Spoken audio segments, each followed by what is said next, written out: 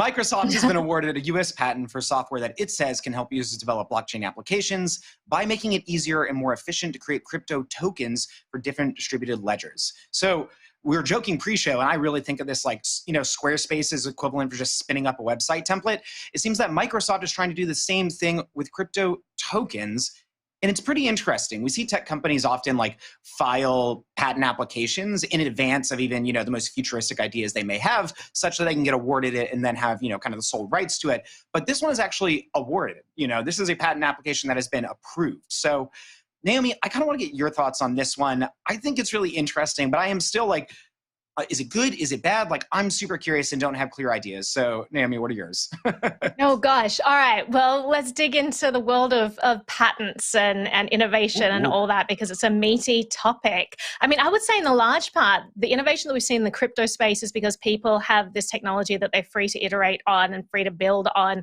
And so that's why we've seen such a flourishing and such high speed pace. The more patents we bring into this mix where people are safeguarding their ideas, a lot of them are patent trolls. Let's be honest, there's just a huge patent troll industry, especially in the US, where people will create these patents that are pretty vague, and then they'll go after anyone that has any semblance of similarity to what they have been awarded a patent for. So I do worry about patents in this industry, because I love that it's this open system where anyone can innovate and create new things and build on the ideas of others. I think that's how we push society forward. So this does worry me. I wonder how, is this going to be like one of those patents where they're like, oh no, this is just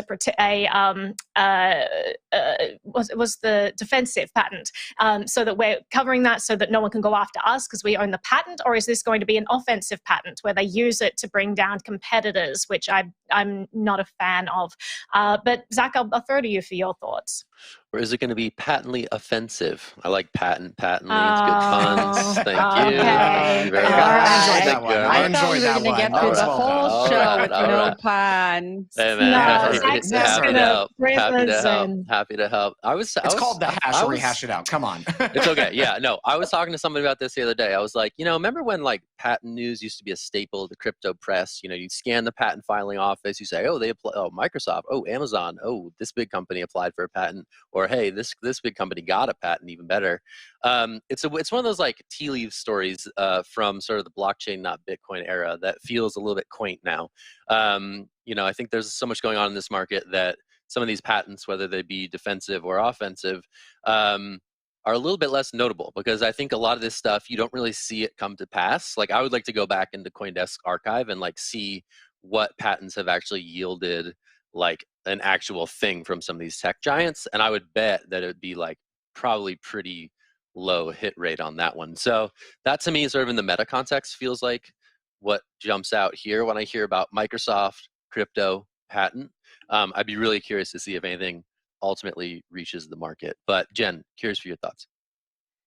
Patent aside, what does everyone think of the idea of creating I tokens? think we don't need more tokens. creating the But that's just me. Like, there's already streamlining the token process. Too many tokens. TMT.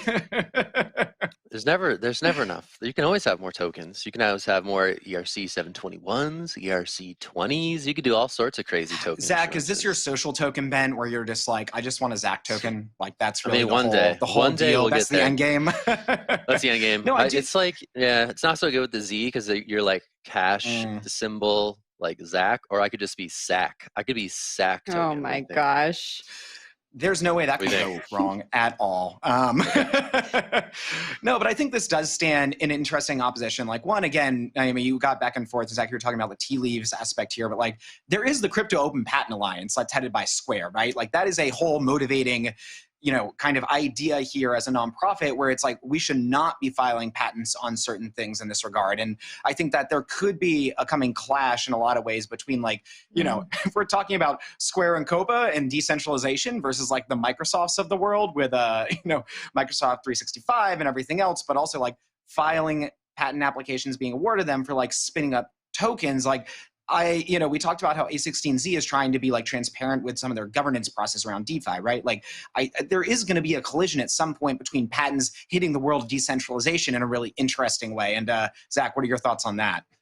I mean, if we want to game it out and just like theorize, right? Microsoft owns Xbox. Like gaming has been a pretty prominent venue for like social tokens. We see entire social token startups like Rally sort of really focusing in on this area of like gamers, like creating a community and having a token that like exists in that community. So hey, maybe Microsoft is like, hey, let's do it for Xbox and we'll create like this token ecosystem among our gaming contingent. But that's the thing with patents. Like you see them. Typically, the company doesn't necessarily comment, and it's a little bit like, oh, I wonder what's going to happen.